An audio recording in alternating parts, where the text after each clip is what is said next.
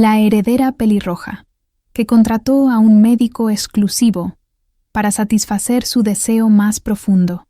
No vas a creer de lo que fue capaz de hacer. El silencio de la madrugada envolvía la mansión como un manto de secreto. Isabela Tavares despertó en su cama de seda importada, su cabello pelirrojo desparramado sobre las almohadas de plumón blanco. A los 25 años, tenía todo lo que una mujer podría desear. Heredera de un imperio empresarial que se extendía por toda la región, ropa de diseñadores, reconocidos mundialmente, joyas que brillaban bajo cualquier luz, una casa que parecía sacada de revistas de decoración de lujo, pero mientras abría los ojos lentamente, mirando hacia el techo adornado con molduras de oro, sintió ese peso familiar en el pecho, ese vacío que ni todas las riquezas del mundo podían llenar. Isabela se levantó y caminó hacia la ventana del dormitorio principal, el más grande de los 13 cuartos de la mansión. Desde aquí podía ver toda la propiedad, los jardines, impecablemente mantenidos, las fuentes de agua que brillaban bajo la luz de la luna, los muros altos que la separaban del resto del mundo. Todo perfecto. Demasiado perfecto. Era como vivir dentro de una fotografía, congelada, inmóvil, segura.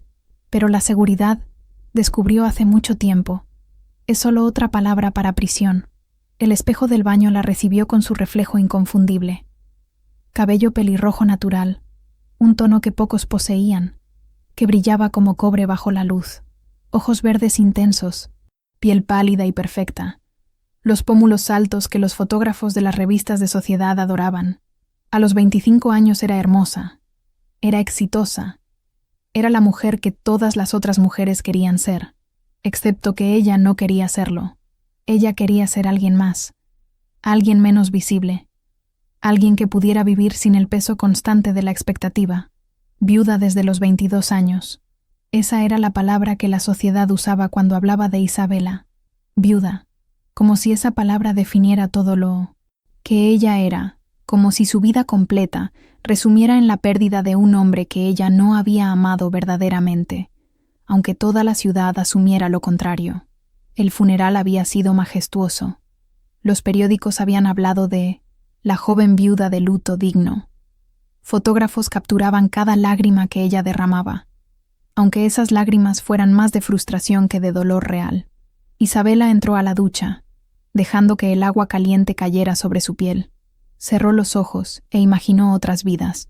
Una vida donde podía caminar en la calle, sin que alguien la reconociera, donde podía entrar en una tienda sin que el personal corriera para servirle como si fuera realeza, donde podía sentir deseo sin culpa, sin que la sociedad dictara cada uno de sus movimientos.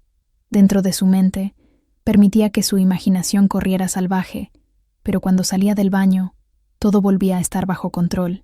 De nuevo el maquillaje perfecto, de nuevo la ropa impecable, de nuevo la máscara de la hija obediente de una ciudad que nunca la cuestionaría.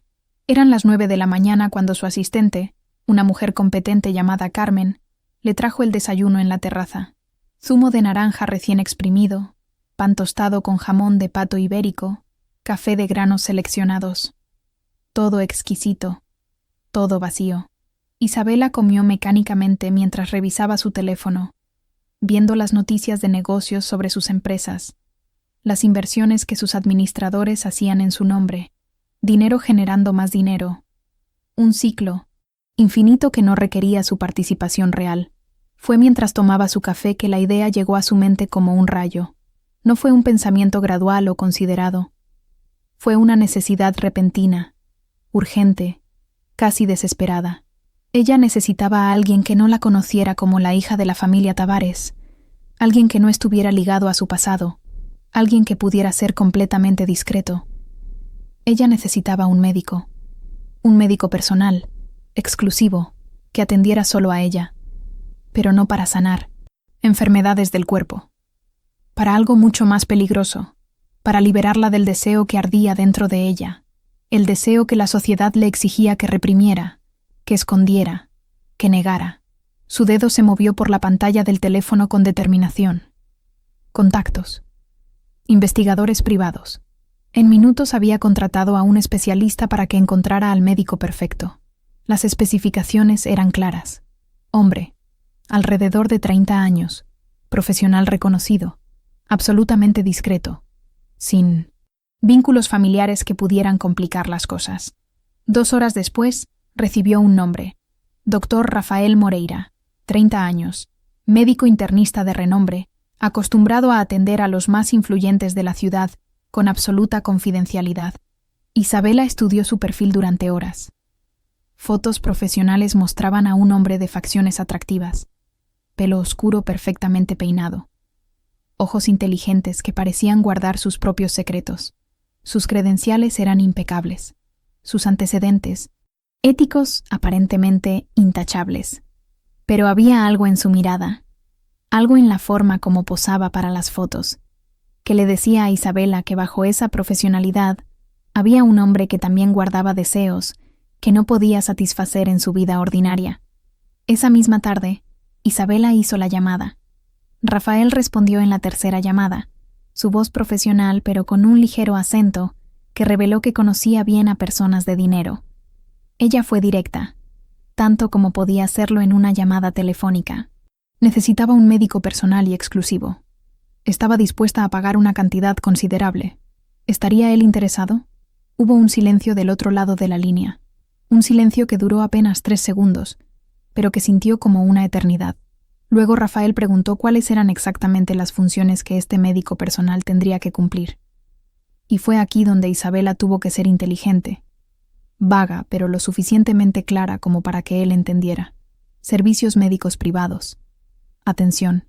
Personalizada. Discreción absoluta. Un contrato que definiría los términos exactos. Rafael pidió tiempo para considerarlo. Isabela le dio 24 horas.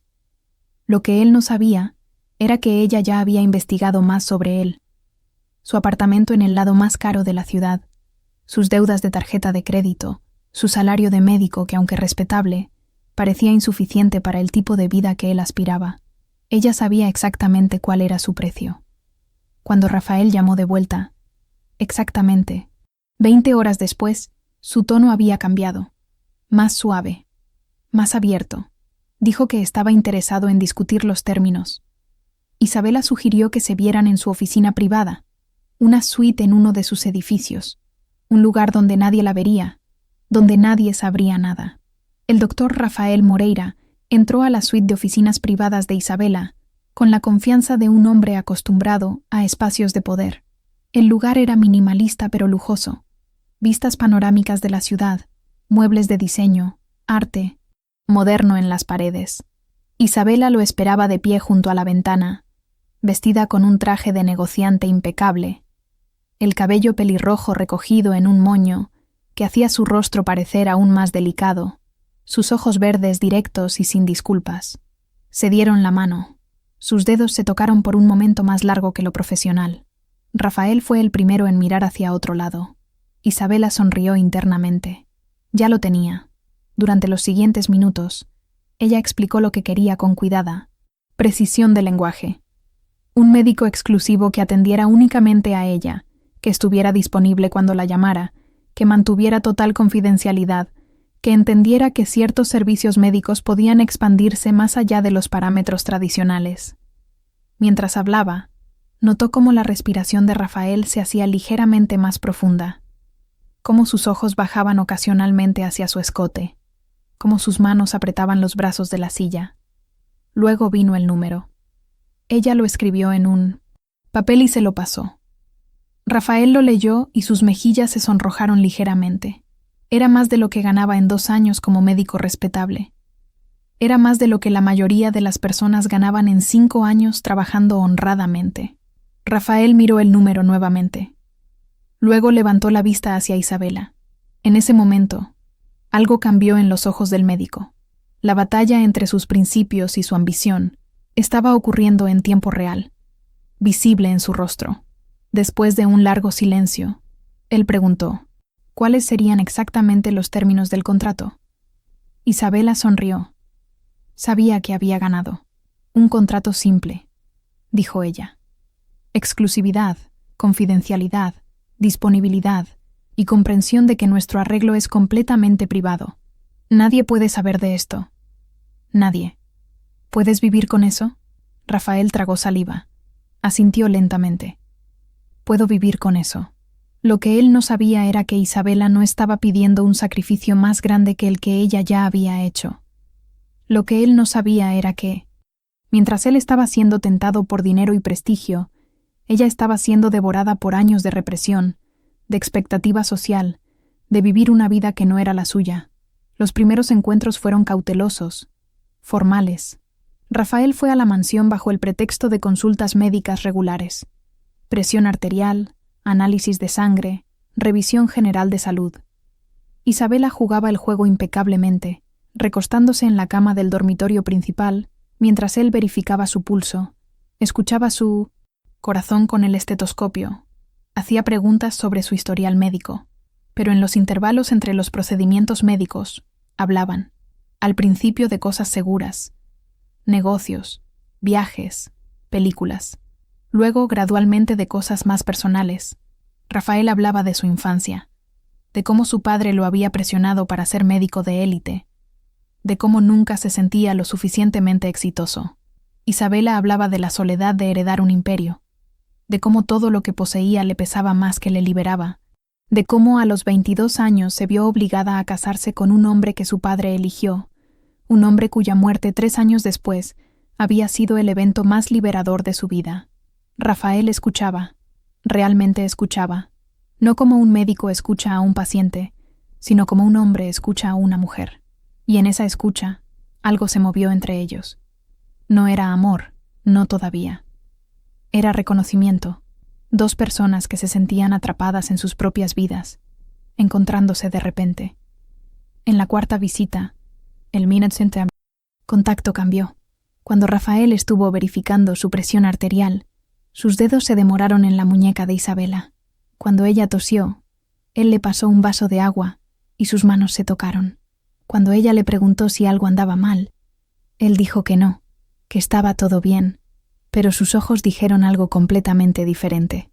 Esa noche, después de que Rafael se fue, Isabela se tumbó en su cama y permitió que su mente hiciera lo que llevaba años sin permitirle hacer.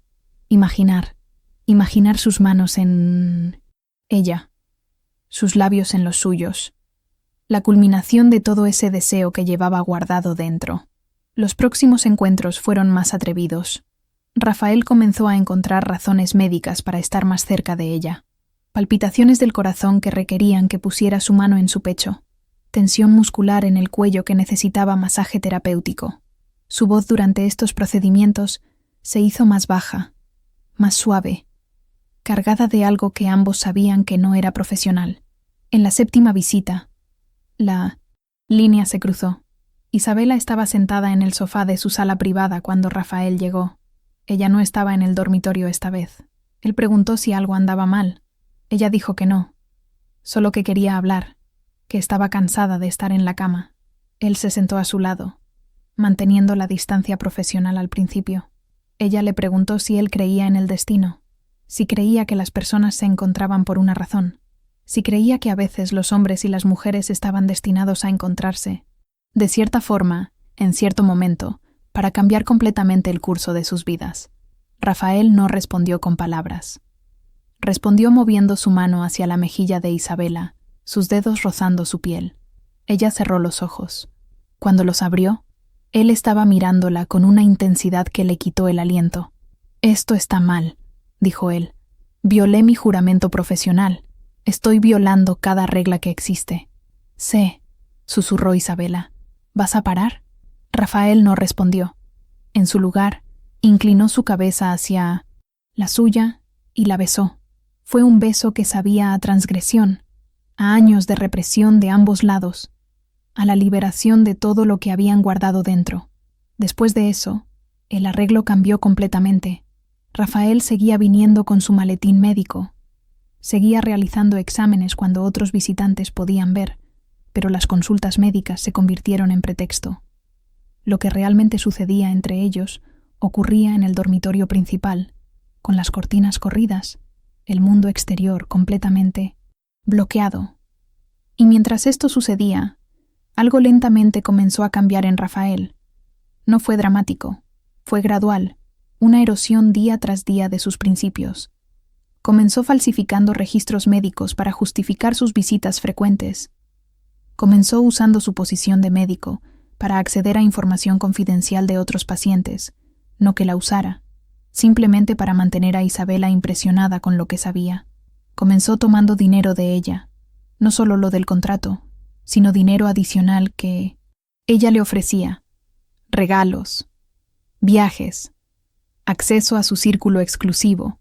Isabela, a su vez, comenzó a quererlo más de lo que había querido a nadie. No era solo el sexo, aunque el sexo era intenso. Fue lo que ambos habían negado tanto tiempo, que casi sentía como si fuera la primera vez que experimentaban placer real. Era la forma en que él la miraba cuando pensaba que ella no estaba mirando. Era la forma en que la escuchaba como si cada palabra que salía de su boca fuera importante. Era la forma en que, con él, ella podía ser alguien más que la hija de la familia Tavares, pero Isabela era una mujer que siempre quería más. A los 3 meses del arreglo, ella comenzó a presionarlo. Quería que abandonara su práctica médica y se dedicara completamente a ella. Quería que se mudara a la mansión. Quería que cortara vínculos con su familia anterior, porque cualquier otro compromiso era una amenaza a lo que ellos tenían. Quería que él fuera completamente suyo. Rafael resistió. Dijo que necesitaba mantenerse a algún nivel de normalidad, alguna apariencia de vida profesional.